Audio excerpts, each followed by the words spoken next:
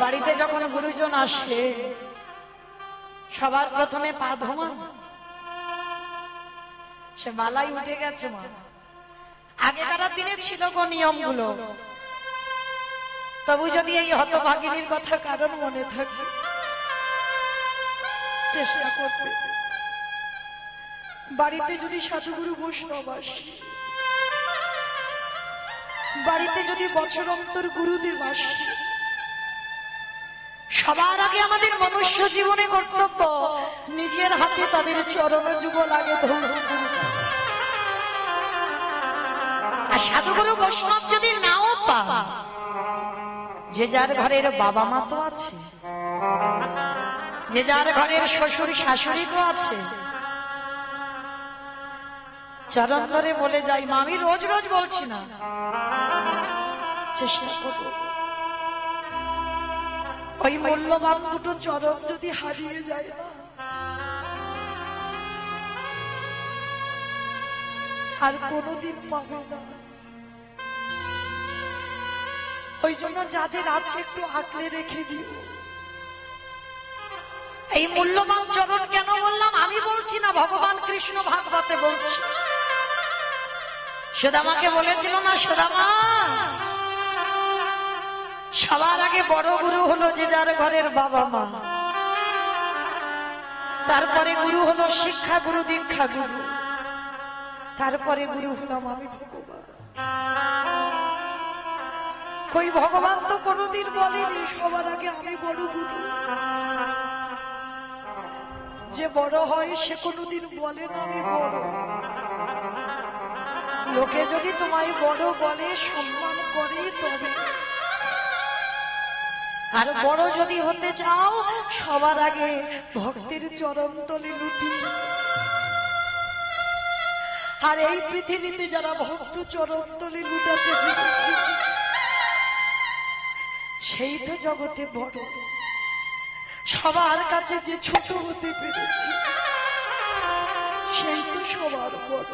বুঝি ভক্তে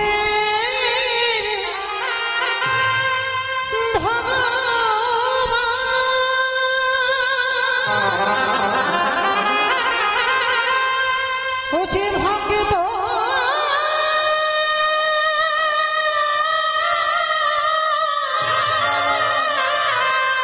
ভক্ত ছাড়া কিছু জানে না।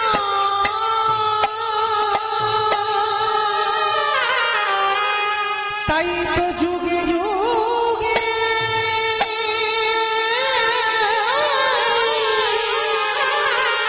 বুঝি ভক্তের কাছে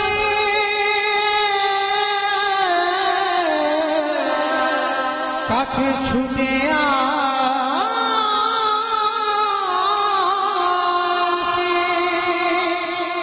যেই না যুধিষ্ঠির মহারাজ দেখছে কৃষ্ণ ভক্তদের পা ধোয়াচ্ছে, শুধু পা ধোয়ানো না, আর একটা কাজ করেছিল। কি কাজ জানো?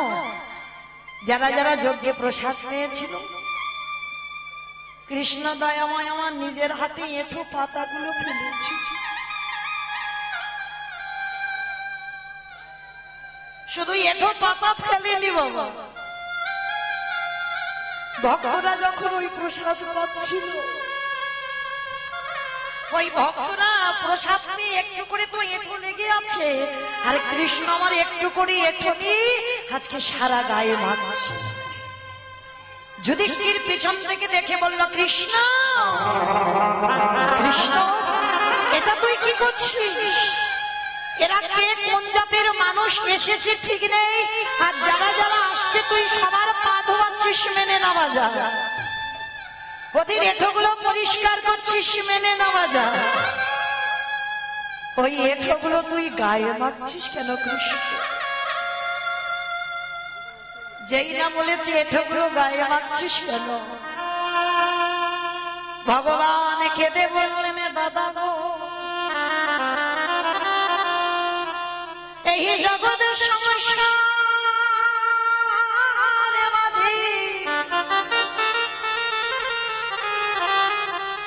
জগতে কেউ যদি পাপ করে সেই পাপের বিচার আমি করি।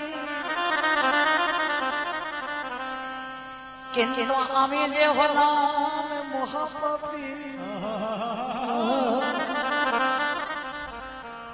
আমার মতো পাপী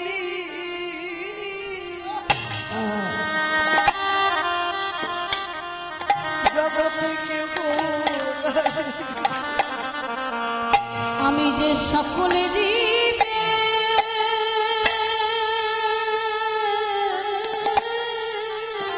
নিতাই হরি বল হরি বল হরি বল।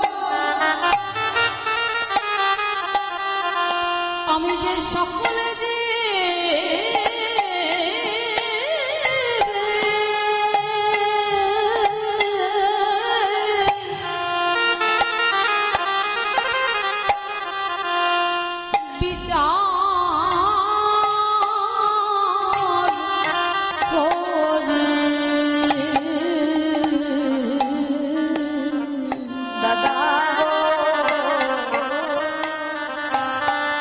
জগতে আমার মতো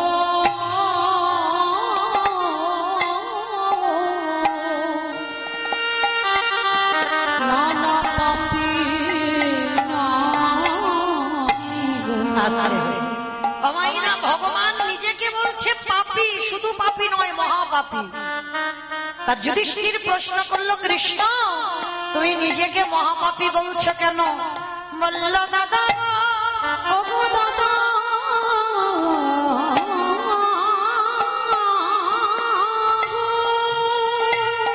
এই জগতের সংসার মাঝে, এই জগতের সংসারের মাঝে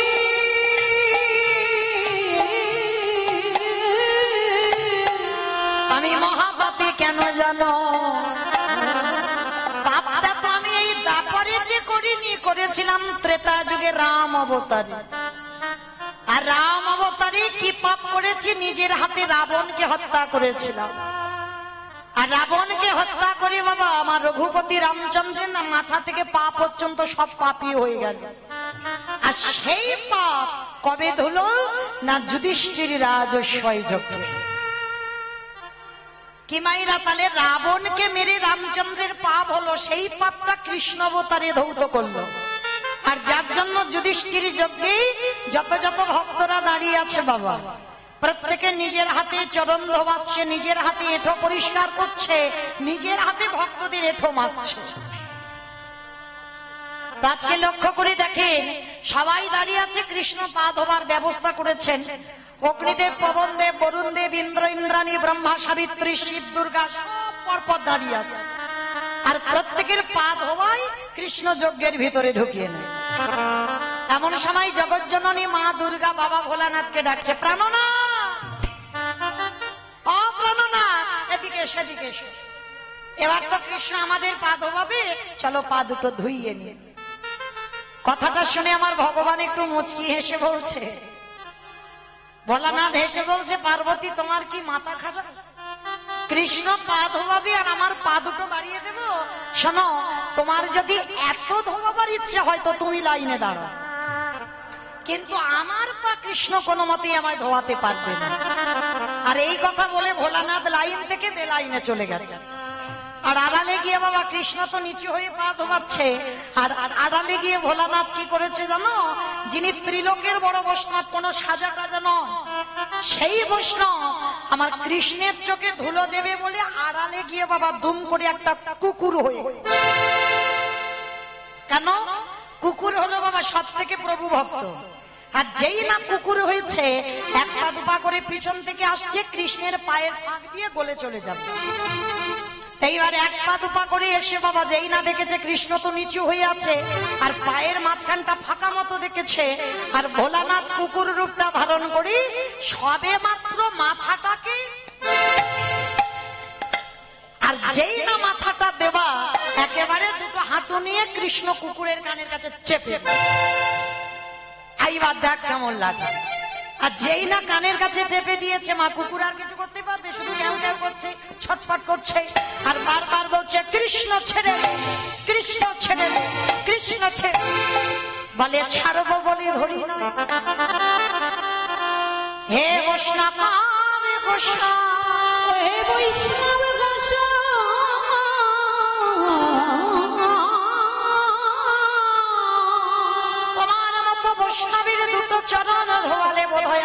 জীবনে কম হতো, তাই তো কৃপা করে করুণা করে আমার জন্য তুমি আরো এক্সট্রা দুটো জুড়ে দিয়েছো। বুঝতে পেরেছো? মানে শিব ঠাকুরের কটা পা? দুটো পা। আর কুকুরের কটা পা? 4টে পা। ভগবান বলছে তোমার মতো বৈষ্ণবের দুটো পা ধোয়ালে আমার জীবনে কম হতো, ওই জন্য তো তুমি কৃপা করে আমার জন্য আরো এক্সট্রা দুটো জুড়ে 4টে করেছো। এবারে দাহু দাও সাজা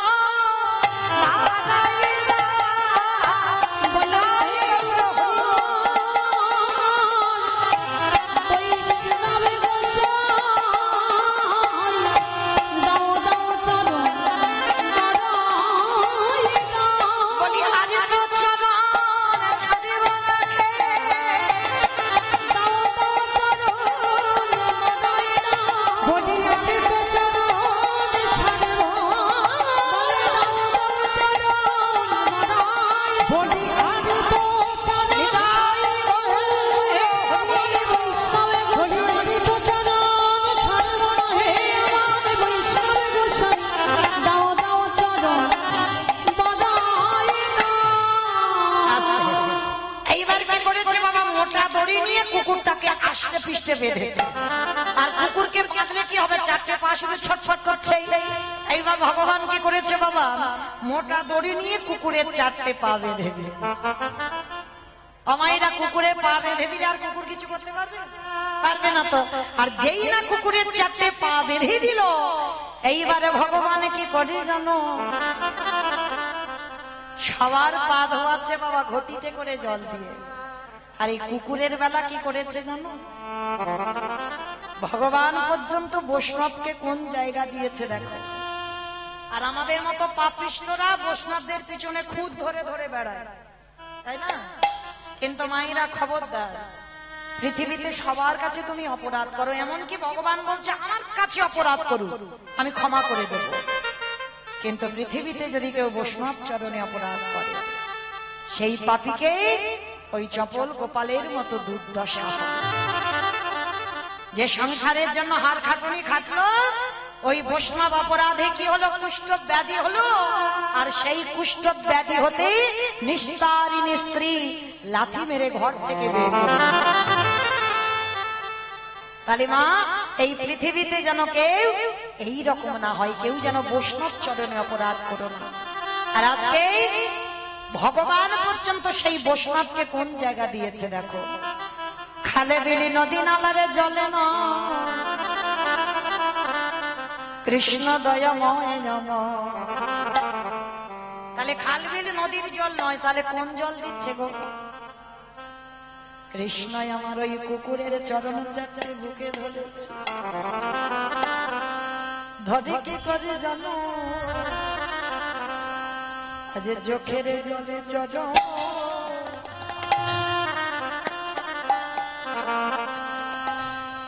চরণ ধোয়া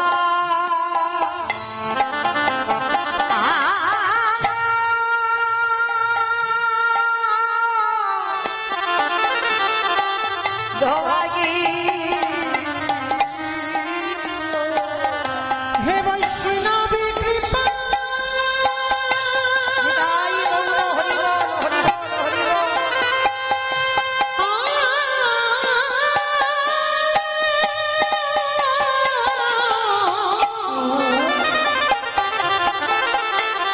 হে বৈষ্ণবী কৃপা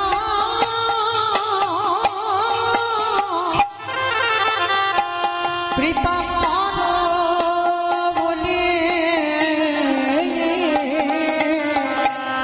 আজ চোখের জলে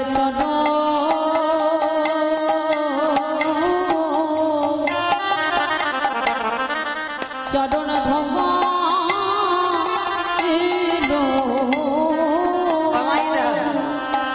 আমার ভগবান ওই একটা জায়গায় দুর্বল গো। কোথায় জানো? প্রকৃত ভক্তির চরণে। এই জগতে ভগবান বলেনি আমায় দামি দামি ফলের ডালা দাও, ভগবান বলেনি আমায় দামি দামি রজনীগন্ধার মালা দাও, ভগবান বলেনি আমায় দামি দামি পোশাকে সাজাও। ভগবান ভক্তের কাছে একটাই বস্তু চেয়েছে, ওরে কলির জ্ঞানন্ধজি, এই জগতে 24টা ঘন্টার ভিতর যদি একজন ভক্ত আমার চরণে বসে 5 মিনিটের জন্য, বেশি নয়, একবারে যদি কেউ কৃষ্ণ বলে কাঁদিতে পারে, একবারে যদি বলতে পারে কৃষ্ণ তোমার হলাম বলে, আমার ভগবানে পৃথিবীর যেখানে থাকুক না কেন, সে যে ভক্তের দ্বারে দ্বারে ছুটে যে জনে কাদা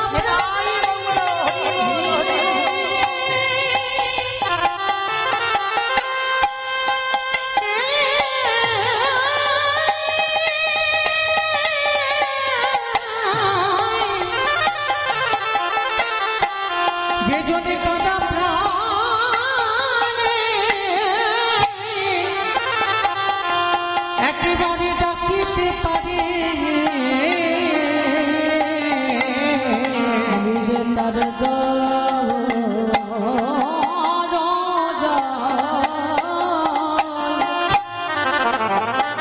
দরজায় ছুটে যাই গো। ভগবানের চোখের জল পড়ছে কুকুরের পায়ে, কিন্তু এরা তো আর অন্যান্য লোকেরা কেউ বুঝতে পারছে না কুকুরটাকে ভগবান জানে আর কুকুরটা জানে। এইবার সেই কুকুরের চরণ যখন ধৌত করলো কৃষ্ণের চোখের জল, কুকুরের রূপী ভোলা না দেখে দে বলল কৃষ্ণ কাঁদে। কৃষ্ণ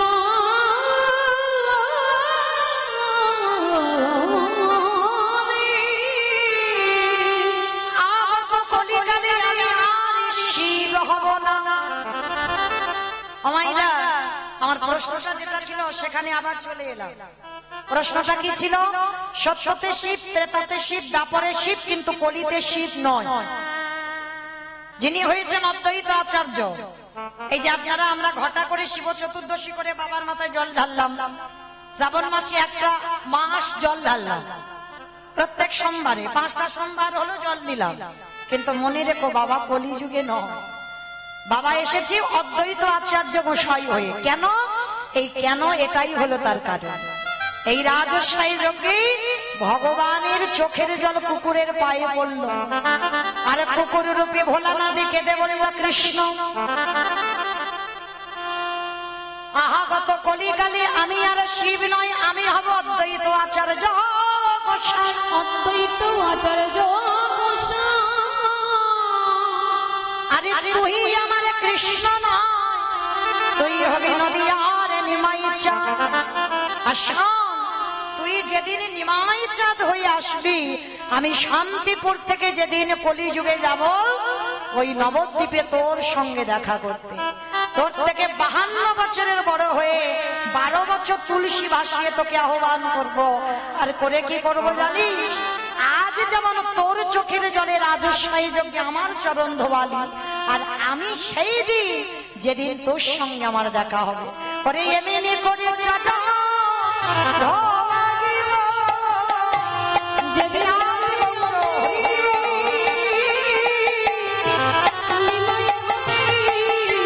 এমনি করে চরণ ধোয়াইব। তাহলে মায়েরা পরিষ্কার বোঝা গেল আজকে সেই অদ্বৈতের ডাকে কৃষ্ণ গৌর হয়ে এলো। আর এসে কি করছে জানো? কেহ বলি পুরবিতে রাবণ বধিলা, কেহ বলে পুরবিতে। আমা উলু বল মাঠে মাঠে কেহ বলি পুরবিতে রাবণ বধিলা, কেহ বলে পুরবিতে আমার গোদানি।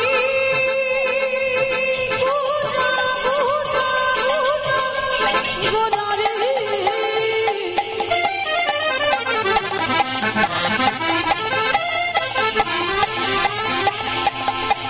গোদা গোদা গোদা গোদা রে, গোদা গোদা রে।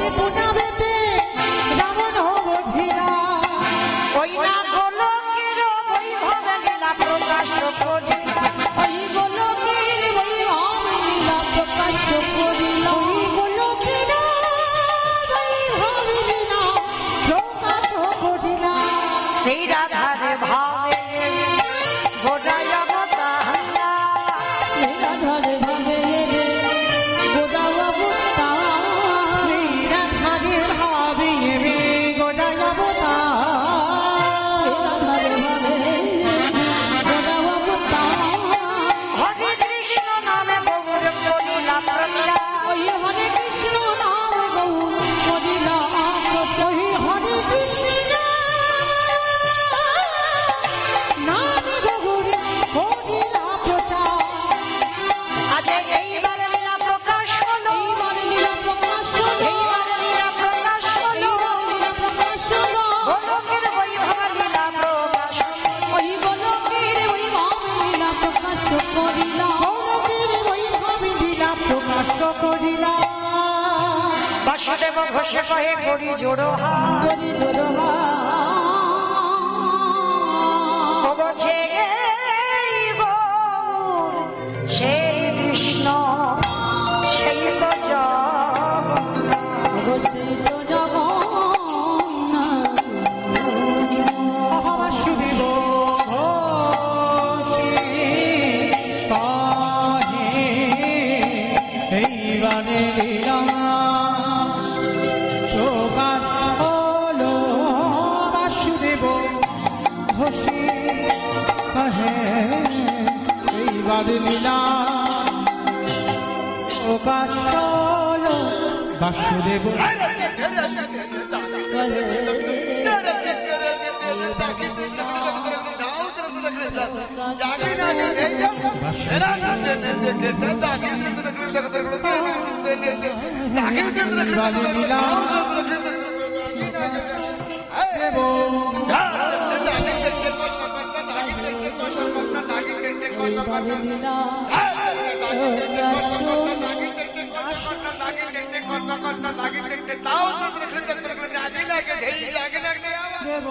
ঘোষে কহে এইবার লীলা প্রকাশ হলো নিতাই গৌর প্রেমানন্দে হরি বল হরি বল হরি বল। বাসুদেব ঘোষে কহে এইবার লীলা প্রকাশ হলো রে ও গো বাসুদেব ঘোষে কহে জানি তাই এবার আমরা সবাই চলে যাব মধুমা শ্রীধাম বৃন্দাবন ধাম। তবে মায়েরা তার আগে একটা কথা, সমস্ত ভক্তবৃন্দ চরণে আমার এই রাধা গোবিন্দের মন্দির এখনো পর্যন্ত অসম্পূর্ণ রয়েছে, কিছু কাজ একটু বাকি আছে। তার জন্য আপনাদের মতো ভক্ত চরণে, আমার কমিটি ভাইদের দাদা ভাইদের হয়ে আপনাদের চরণে আমার একটা নিবেদন, কারণ এই যে মন্দির নির্মাণের জন্য কেউ যদি কিছু দান করেন, আপনারা জানবেন জগন্নাথ ধাম পুরী ধামে এখন তো বাবা প্রচুর ভিড়, কিন্তু সবাই তো যাচ্ছে বটে, সব ওই পাল্টি খেতেই যাচ্ছে, তাই না? যদি 4টে দিন বাবা পুরীতে থাকে না, একজন ভক্ত ফিরে এলে জিজ্ঞাসা করে দেখো তো, হ্যাঁ রে 4 দিন জগন্নাথ দেখেছিস তো? সেই আসার দিন একটু শেষে জগন্নাথ মন্দির থেকে ঘুরে আসবে, আর তারপরে বাদ বাকি 4টে দিন কিন্তু বাবা সমুদ্রে পাল্টি খেতে ভুলবে না, ওটা খেতেই হবে। কিন্তু জগন্নাথ একদিন অতি কষ্টে দেখবে, এই তো মানুষের ভাবধারা। তো যাই হোক, এই যে মন্দির প্রতিষ্ঠা করেছিলেন কে? ইন্দ্রদম্ন রাজা। ইন্দ্রদম্ন রাজা প্রতিষ্ঠা করেছিল কেন জানো? পূর্ণ সঞ্চয় করবার জন্য। আর পূর্ণ সঞ্চয় যতদিন না হবে ততদিন ইন্দ্রদম্ন রাজা নিঃসন্তানই থাকবে, কোন বাবালো সম্পদই পাবে না। তাহলে পৃথিবীতে সব থেকে বেশি পূর্ণ সঞ্চয় যদি হয়, সেটা বাবা মন্দির বা দেবালয় প্রতিষ্ঠা করতে হবে।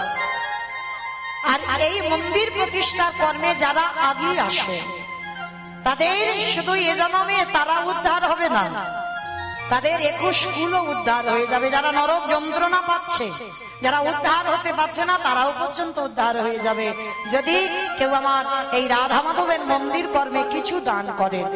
তো এত ভক্তমণ্ডলী আছেন, সমস্ত ভক্তিমতী মায়ের দাদা ভাই বাবা ঠাকুর যারা আছেন, ভাইরা, সবার চরণে আমার একটা প্রার্থনা, আমি চাই যাতে আমার এই মন্দিরটা সম্পূর্ণ হয়ে যায়।